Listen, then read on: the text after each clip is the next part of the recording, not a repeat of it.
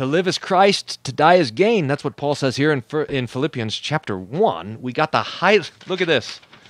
We got the highlighter out for this one, first time ever. Let's do it.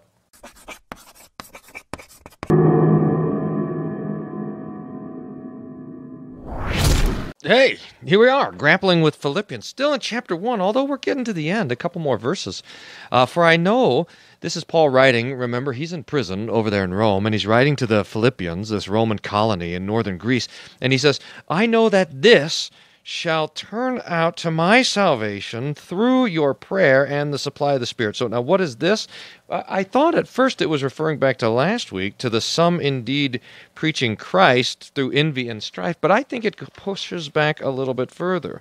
Here, the things which happened unto me, and that is him being in prison. So all the things that are happening, Paul being thrown in prison, making the claim to Caesar and being sent back there and so forth, even though it results in people preaching the gospel out of envy and everything else, all of this, Paul says, it's all good. It's going to turn out to my salvation. Now, look, this is Paul. Salvation can be taken a number of ways in the Scripture. It can mean eternal salvation, and it can just mean rescue. And how does Paul mean it here?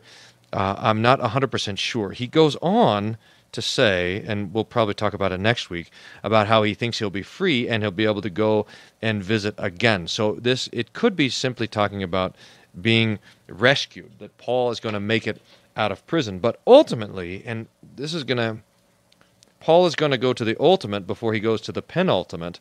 Paul knows that everything works out for good. Everything works out for the joy and the peace of those who love Christ, so that even this, all his being in prison and everything, is going to be fine. And how?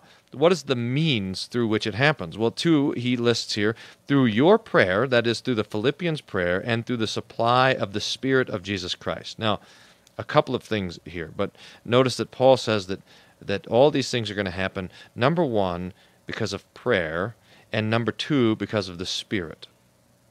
Now, the prayer and the Spirit almost always go together. We remember from Luke chapter 11 where Jesus teaches the Lord's Prayer, the 7 petitions of the Lord's Prayer, and then he says, so the Father will give the Spirit to all who ask, so that the gift of the Holy Spirit is connected to prayer. And there's something amazing about this. Where's my hymnal? I can't. Something amazing about the way the old church used to pray for the Holy Spirit. Look, I found a copy of the hymnal. Let me just show you this. It's a kind of an amazing thing. Wasn't planning on this, but look, here's the prayers on TLH, page 102. And look at what it says here. It says, O Lord, Heavenly Father, we give thee thanks. Enlighten our hearts by thy Holy Spirit. Or look at this. Pray for the gift of the Holy Spirit. Most heartily we beseech thee through Jesus Christ our advocate, to grant us thy Holy Spirit. Or look at this one. Send, we beseech thee, Almighty God, thy Holy Spirit into our hearts. Or look at this one. Thy Holy Spirit, we beseech thee, grant us thy Holy Spirit, that we continue steadfast in the faith. All these old prayers are prayers for the Holy Spirit. Now this is quite amazing. Paul says that through your prayer and through the Spirit, I will be saved. Now, maybe one thing to point out, and that is, and you guys can correct me in the comments if it needs correcting, but I think that almost every act of redemption or every act of rescue is an answer to prayer. In fact, the Lord will sometimes make it explicit. He'll say, I heard you praying, so I came to rescue you. Like the whole Exodus from Egypt is an answer to their prayer. So they pray that the Holy Spirit would make a way for Paul to continue to do his ministry, and the Holy Spirit will answer the prayer. This is Paul's confidence in this answered prayer. Now, notice that the Spirit is called the Spirit of Christ Jesus, because we know that the Holy Spirit proceeds from the Father and from the Son, so that there's a procession, an eternal procession of the Holy Spirit from the Father and the Son. That's the old filioque controversy. But here it's the Spirit of Jesus Christ. So Jesus says, I will send you my Holy Spirit. So that, and this is important, that because the Holy Spirit comes from Jesus, the Holy Spirit is doing the things that Jesus did. So the Holy Spirit will bring to remembrance all the things that I taught you.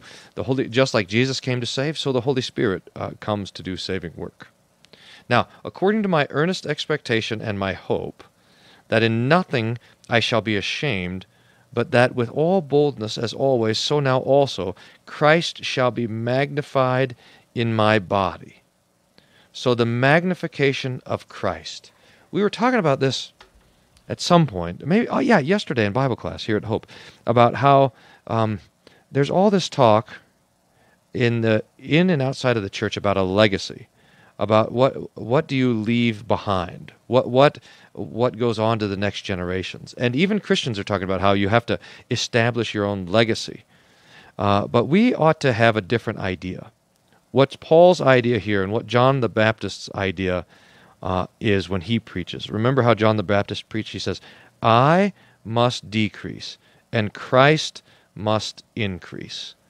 That Paul, whatever happens to Paul, Christ will be magnified. If he's in prison, Christ will be magnified. If he's free, Christ will be magnified. If he lives, Christ will be magnified.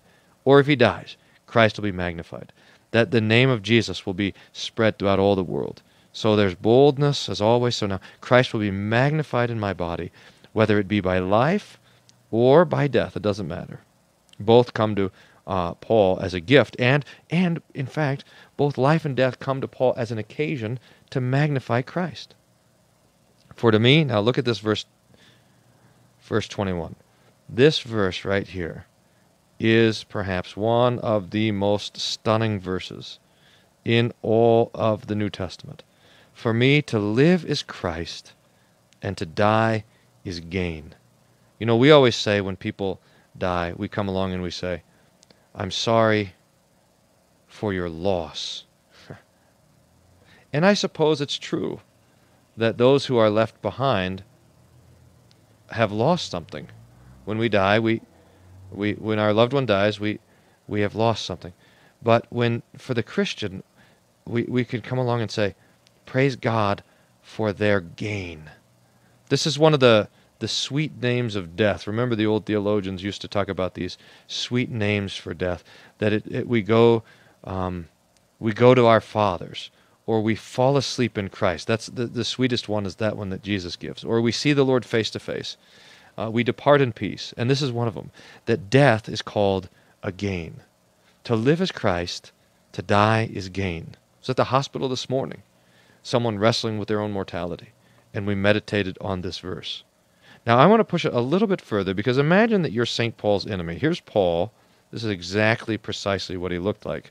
So here's Paul, and he's busy preaching Christ, and he's traveling around the world, or maybe he's going into prison, or whatever. He's sailing on a boat. I'm not sure what these things are. Maybe he doesn't have pants like that. Probably Paul had a robe on. Beautiful feet. Paul's going around. There's his beard. An eye. Now, I know you don't need me to do this, but I'm going to label Paul just in case you get confused. So there's Paul, and let's just say you hate Paul, and you want to get after him. You want to destroy him. You say, okay, let's torture him. But then Paul comes along in Romans chapter 5, verse 1, and he says that even our suffering is good, that we rejoice in our suffering because it produces patience, and patience produces character, and character produces hope, and hope doesn't disappoint us. Okay, can't torture him. So then what are you going to do? Well, let's kill him. And then you read this verse. To die is gain. It's better for Paul to die. You say, well, all right, let's not kill him. What are we going to do? We're going to let him live? Well, even here, look, to live is Christ. Well, we can't let him live. What are you going to do? You can't get to St. Paul. He's trouble-proof because of his faith in Christ. This is how it is for us too. Imagine how frustrating it is for the devil to be your enemy. To live is Christ, to die is gain. It's true for Paul, it's true for us.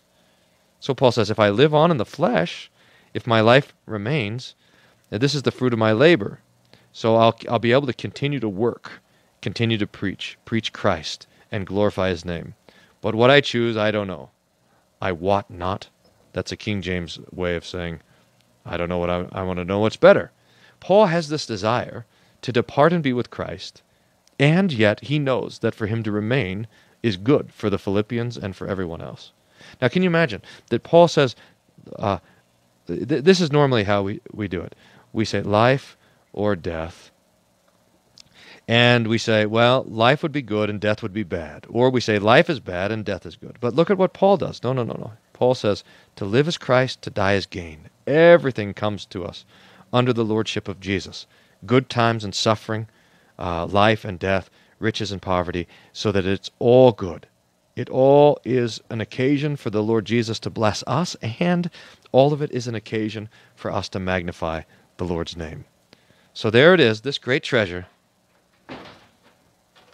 I've never done this before. I hardly ever do it, but I've got the highlighter out. For me to live as Christ and to die as gain. We should write those letters with gold on our hearts. All right, thanks for being part of this. See you next week. You stayed to the end, which means you want more. Click here for a video I think you'll like. This one, it's not too bad. And if you're future-oriented, make sure to click up here for the subscribe button. You can stay in touch with what's coming next. And don't forget to look down at the bookstore. We got all these Luther's works and some of these classic reprints. Almost all of it is free to download. It's all for you.